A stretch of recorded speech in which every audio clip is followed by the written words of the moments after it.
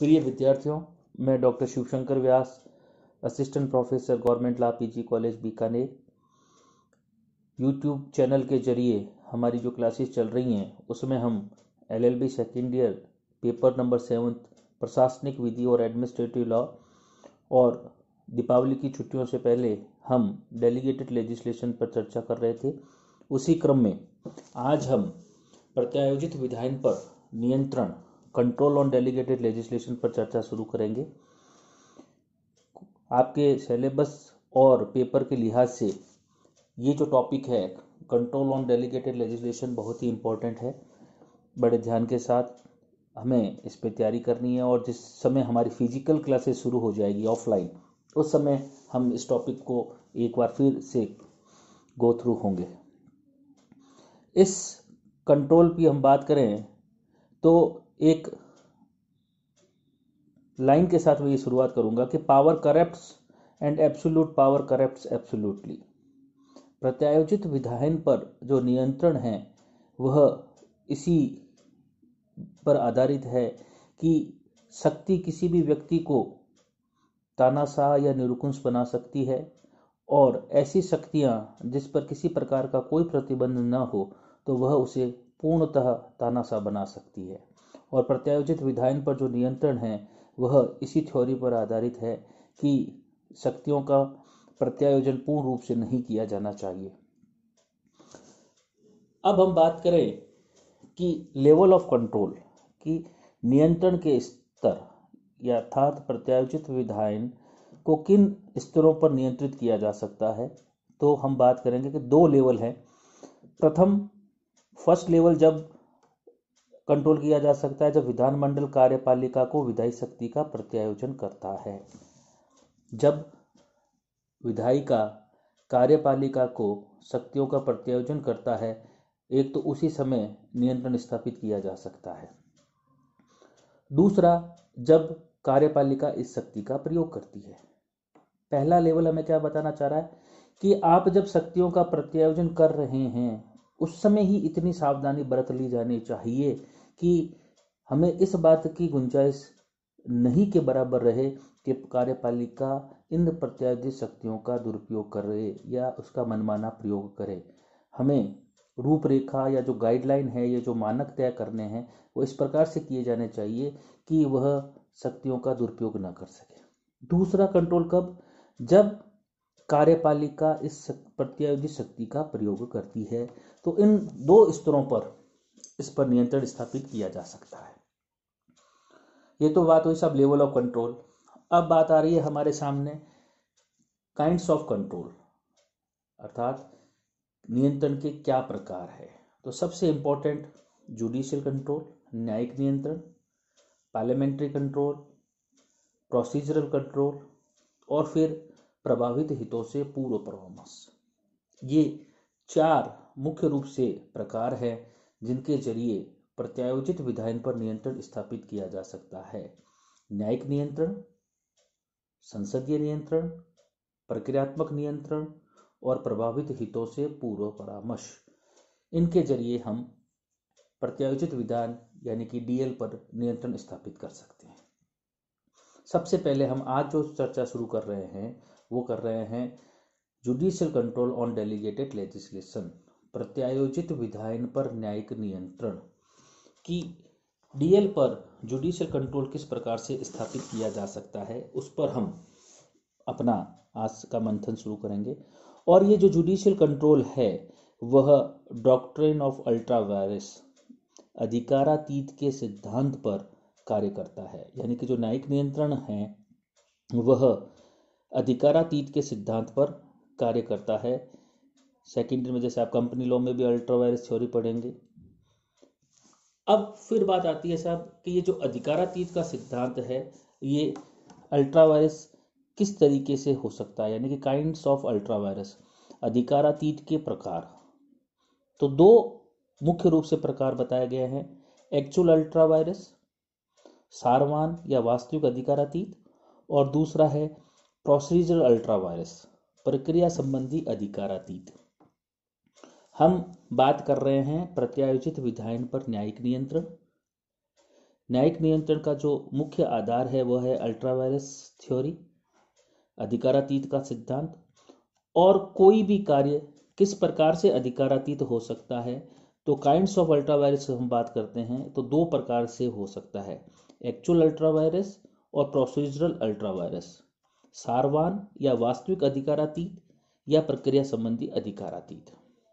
Actual ultra vires, जहां किसी विषय पर विधि निर्माण करने की शक्ति न होने पर भी अगर विधि बनाई जाती है तो उसे एक्चुअल अल्ट्रा वायरस कहते हैं। यानी कि जिस कार्य को करने की आपके पास पावर ही नहीं है, आप जिसे आप कर ही नहीं सकते, और वह कार्य करते हैं, उस पर आप अपनी विधि बनाते हैं, तो वह एक्चुअल अल्ट्रा वायरस है, सारवान या वास्तविक अधिकारातीत है। फॉर एग्जाम्पल, राज्य विधानमंडल के द्वारा विदेश नीति का निर्माण करना। हम पढ़ चुके हैं कि फॉरेन पॉलिसी जो है वो हमारे केंद्रीय सूची में आती है, यूनियन लिस्ट में है, और राज्यों के द्वारा इस पर कार्य नहीं किया जा सकता। तो राज्य विधानमंडल के द्वारा अगर विदेश नीति का निर्माण किया जाता है तो ये क्या है, एक्चुअल अल्ट्रा वायरस, वास्तविक या सारवान अधिकारातीत होने के कारण शून्य है। अर्थात जो काम आप कर ही नहीं सकते उसे करने या उस विषय पर आप विधि बना रहे हैं जो विषय आपका है ही नहीं। दूसरा, प्रक्रियात्मक या प्रक्रिया संबंधी जो अधिकारातीत है, वहां पर क्या कि ऐसे मामलों में जहां विधि बनाने का अधिकार तो है, ऊपर वाले से हम बात अलग कर रहे हैं, यानी कि ऊपर तो हम कर रहे हैं कि आपके पास अधिकार ही नहीं है।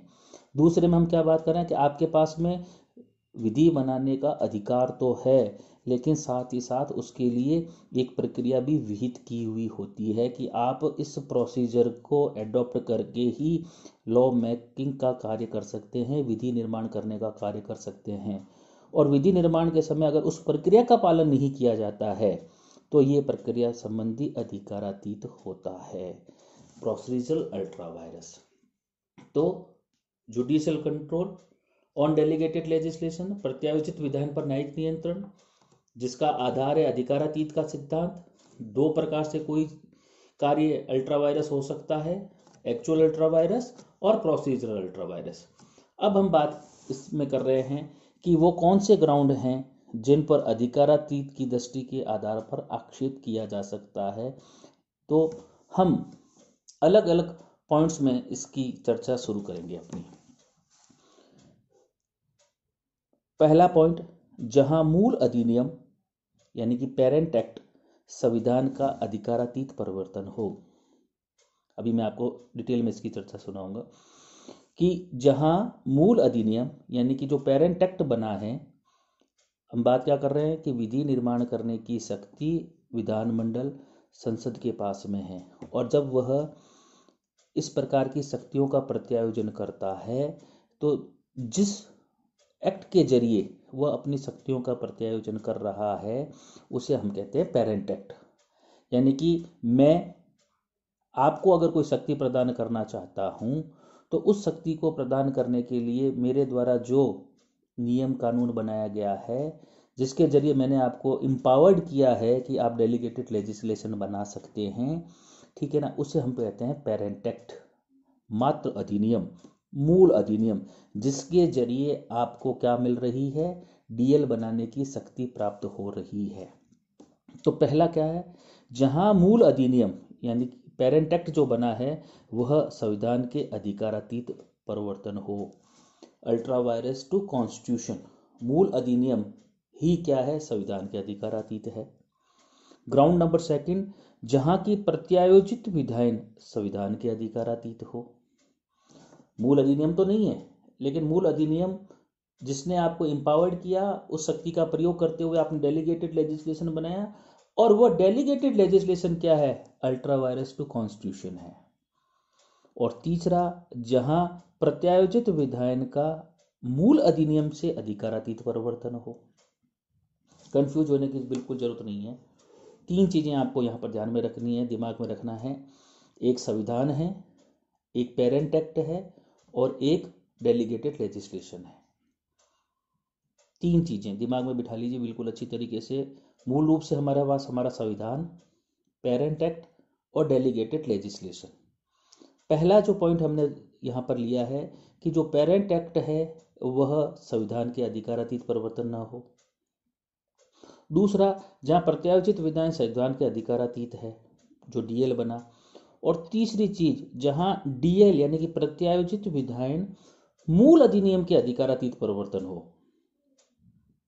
वो पेरेंट एक्ट के तो संविधान के तो नहीं है, लेकिन मूल अधिनियम के अधिकारातीत परिवर्तन हो। चौथा, जहां प्रत्यायोजित विधान इस अधिनियम में विहित प्रक्रिया की अवहेलना की गई हो, यानी कि प्रोसीजर। जहां प्रत्यायोजित विधान का दुर्भाग्यपूर्ण होना, यानी कि मैलाफाइड है। पॉइंट नंबर 6, जहां प्रत्यायोजित विधान का अयुक्तियुक्त होना। और सातवां, जहां प्रत्यायोजित विधान को भूतलक्षी प्रभाव दिया जाता है। इन 7 आधारों पर हम किसी भी डीएल की जांच यहां पर करेंगे। तो कल की जो हमारी क्लास होगी वह पहले पॉइंट से हमारे पास वापस शुरुआत होगी कि जहां मूल अधिनियम पेरेंट एक्ट संविधान के अधिकारातीत परिवर्तन हो। Thank you.